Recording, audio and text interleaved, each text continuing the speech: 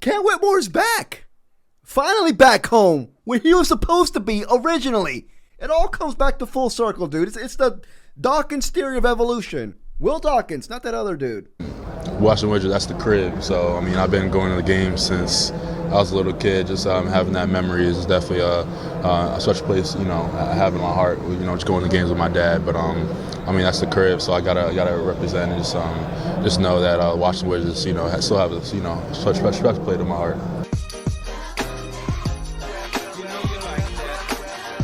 If you are 6'7", have a promising stroke, and can switch on defense, you're going to be rounded up by the Dawkins Brigade. Whatever the hell. It sounds cool. That's his type. That's Dawkins' prototypical type. His dentist is 6'7" and can switch on defense. That's his type. Now, people might be thinking, Alfonso, what's with the logjam, you dumb dick? It's sick of small. How many wings do we need? More. I want more. I'm a Dawkins prototype too. I'm 5'7", not 6'7", so I ain't shit. But I don't care if we have a logjam, dude. Look at the Pacers. They had wings for days, dude. Our new nickname, the Washington Wild Wings. Fuck the Buffalo Wild Wings. Washington Wild Wings. I love this trade. Low risk, high reward. 2 second-round picks. I'm gonna get to that later. But yeah, man, if you enjoyed this video, please like and subscribe. I would truly appreciate it. I'm not gonna yell anymore. The fuck? What am I gonna yell? What am I gonna yell for? So basically, I didn't even announce a freaking trade. This is the trade details. You know, we got Cam Whitmore, number 20th overall pick in 2023 NBA draft, along with Bilal Coulibaly, the same draft. Got Cam Whitmore for 2 future second-round picks. 2026 second-round pick via Chicago, and a 2029 second-round pick via Sacramento. So, you know, before I continue on with this video, and I'm going to say this, I loved Cam Whitmore coming out of the draft. I actually wanted him, but I'm going to get to that a little bit later. Before I get to anything else, 2 second-round picks. Where's the people who complain about having too many second-round picks? I don't really talk shit on this channel. I mean, no, I don't talk shit. I talk shit about myself, but like, I want to hear from that crowd who shit on Will Dawkins for having too many second-round picks. This is what we get these second-round picks for, so that we can take swings at guys who have high upside like Cam Whitmore.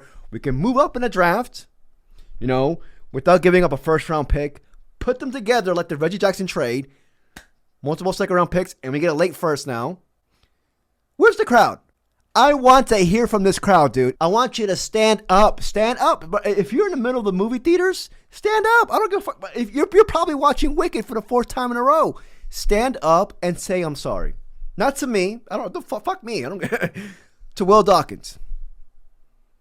I don't want to hear any more about people complaining about second-round picks. This is what we get them for these type of trades. All right, enough. I don't want to shame people into guilt. You know, the fuck, people might self-harm themselves. You know, but still, come on now. This is exactly. People think that we get these second-round picks just so that we can draft second-round picks out the ass. No, dude, they're capital. Draft capital. But anyways, I had to get it off my chest. But please stand up. If you're already standing in line at Trader Joe's and you're guilty of this, stand taller, please. Enough with this whole second round there will be no second round pick bashing in this channel. I needed to get off my chest. All right, now for real, no more yelling. So this trade got looped in. Apparently, I'm gonna put the report right here. I got looped in apparently with the Jordan Poole trade. I read this yesterday on the stream. Thank you very much to everybody who copped on the stream. The stream's still the stream's a little bit shit, honestly. I'm not gonna lie. I messed up with the audio. Thank you to everybody who joined the stream. But I read this in the stream saying that Keith Smith tweeted this out, saying that this deal is not the final deal because we currently have 16 men on the roster, and apparently there's a report right here that this trade will be included along with a Jordan Poole trade. So it hasn't been finalized yet. I mean, the deal's been agreed in principle, but you know. But anyways, I wanted to get to this first. So we all know the story. Cam Whitmore, top 10 talent. I saw this man top 5, okay, but top 10 talent and fell to pick 20th. Why? Bruh, I spent 3 hours on Google this morning searching up the main reason why. And this is what I got. All right. So, first, there was an injury concern. Now, this one was a little bit tricky. I'm going to put the reports right here so you guys don't think I'm pulling something out of my ass. Injury concern. But there was never really anything further upon that. I felt like that was smoke from other teams so that he can fall down the draft, probably from the Rockets. But there were injury concerns. I read a stat saying that he had a thumb injury at Villanova, played 20 out of 26 games. That's not a concern to me. I'm putting it right here, though. So that was one thing. Second was he interviewed poorly at the combine. There were some maturity concerns regarding him. Again, he was 19 years old, but I don't want to make excuses for him. But that was another thing that kept coming out. Another thing is that he had this quote-unquote laissez-faire attitude. I don't speak French, but that's what his thing. He had this whole demeanor like people thought he didn't take the game seriously. That was just the perception. Now, is that true? I don't think so. But, and also apparently, I'm going to add this on here too, that he was apparently struggling at times with his shooting intensity during his individual team workouts per ESPN. So yeah, those things. But when I saw that pick, I was like, we all saw this pick. I was just like, this is great value for Houston. They've already got a nice young squad. And what happens? This man barely plays. He barely plays. But when he did play, he showed flashes of, the immense upside, especially offensively. We all know what this man is, a scoring machine. And I'm going to get to that a little bit later on. But I also want to talk about this because we all know as well. We talked about why he fell, perceived concerns. Now, I think the most important thing is, why didn't he play that much in Houston? I spent another 3 hours in the morning looking for this on Google.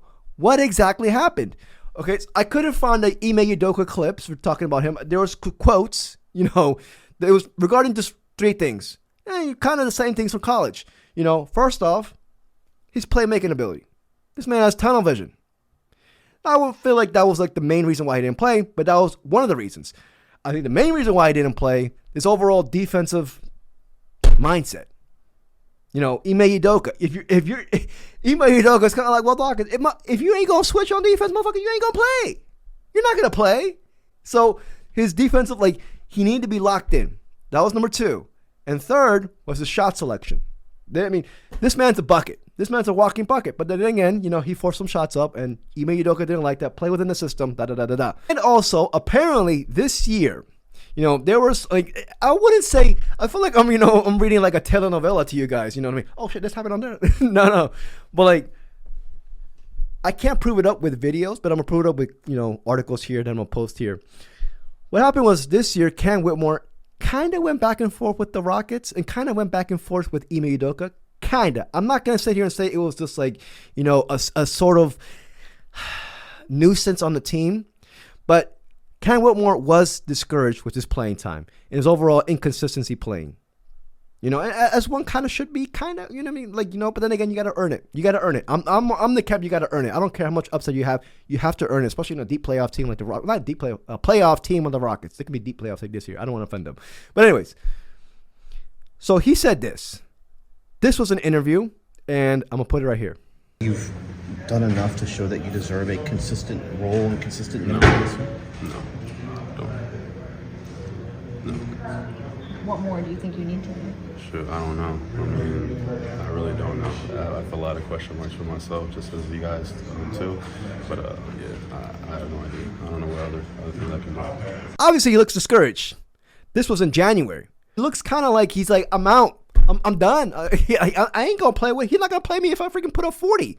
And I've read quotes. Whitmore said this. He said, quote unquote, I contribute a little bit, but it doesn't affect anything. It won't get me anywhere, but we'll see what happens. Just glad we got the win. Obviously looks a little bit discouraged. This was a report from college that I feel like kind of correlates to what I'm talking about right now, because I feel like this is kind of the reason why Cam Whitmore didn't really play as much as well. In college, it says that Whitmore was not a practice type player and didn't look that good during the week. But once he played, he was one of the better players in the game, and that's going to have to change at the NBA level. Again, with the laissez-faire attitude. Okay? And Ime Udoka said this, and I couldn't freaking find the clip. But he said that, here's the quote. Ime Udoka, I was a little caught off guard by that as well, because we've had in-depth conversations with Cam, probably more than anybody.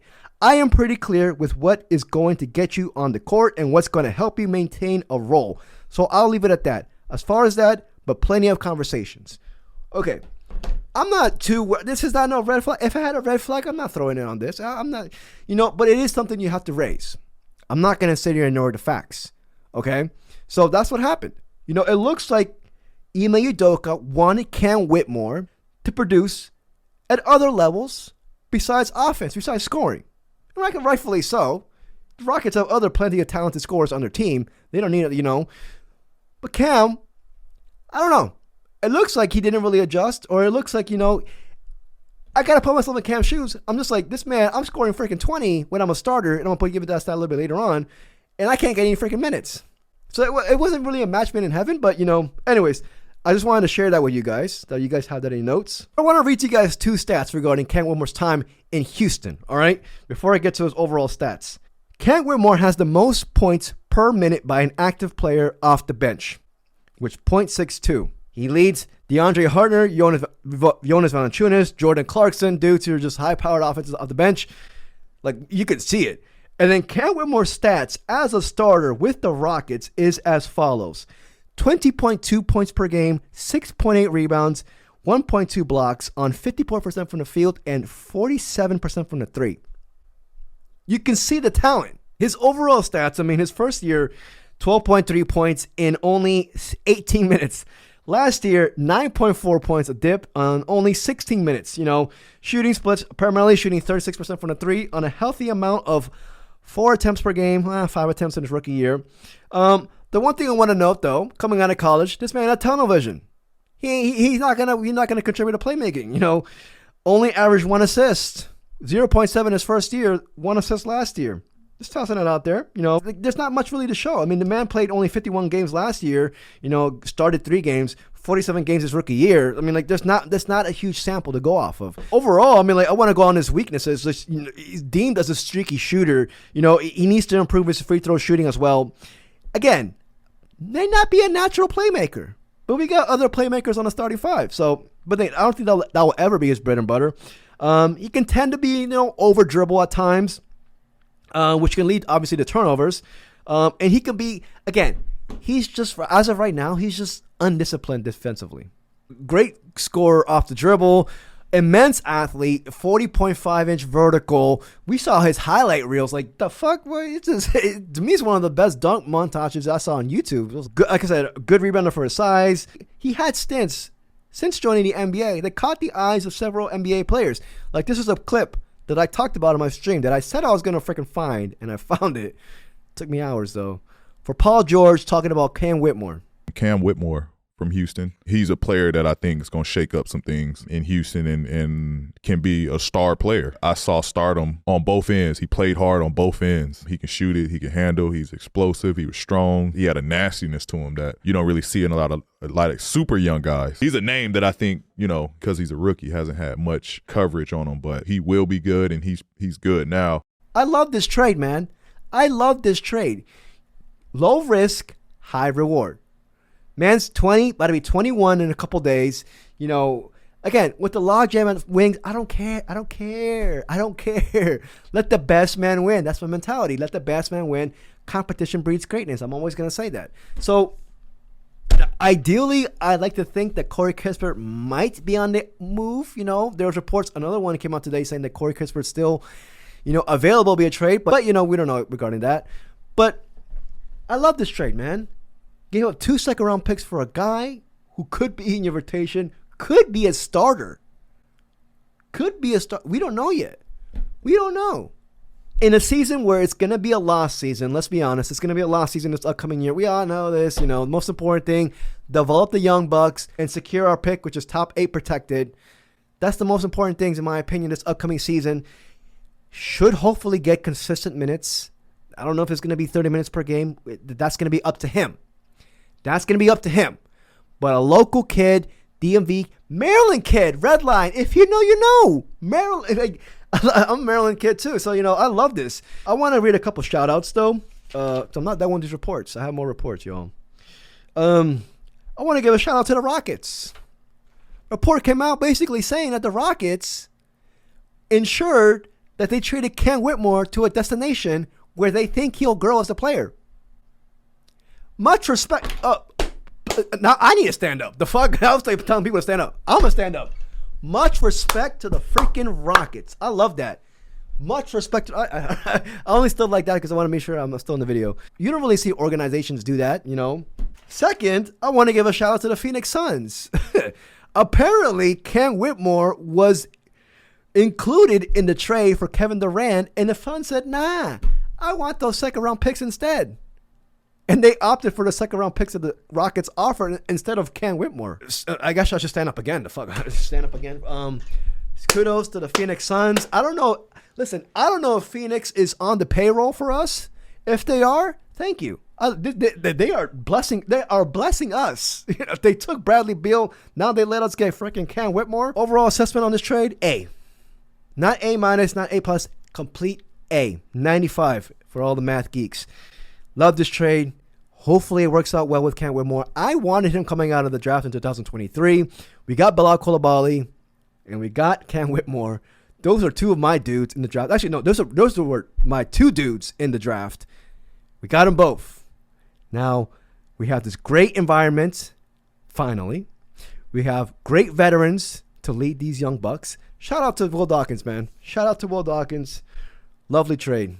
But yeah, man, if you enjoyed this video, please like and subscribe. I truly appreciate it. Till next video. Peace, y'all. Side note, I also want to announce this. You know, the Wizards officially announced the Jordan Poole trade. And it's like a farewell post to Jordan Poole saying, oh, Jordan Poole, thank you for everything. And then like 2 minutes later, they did a farewell post for Sadiq Bey. And they're like, thanks. Thanks, Sadiq Bey. Thanks. You know, I was just like, what the fuck? Go for it. Oh my God, thank you. Oh my God, thank you for everything. Thanks. You know, bro, what the fuck? Oh, hell no, man. What the? Come on now, dog. Come on, man. I can't.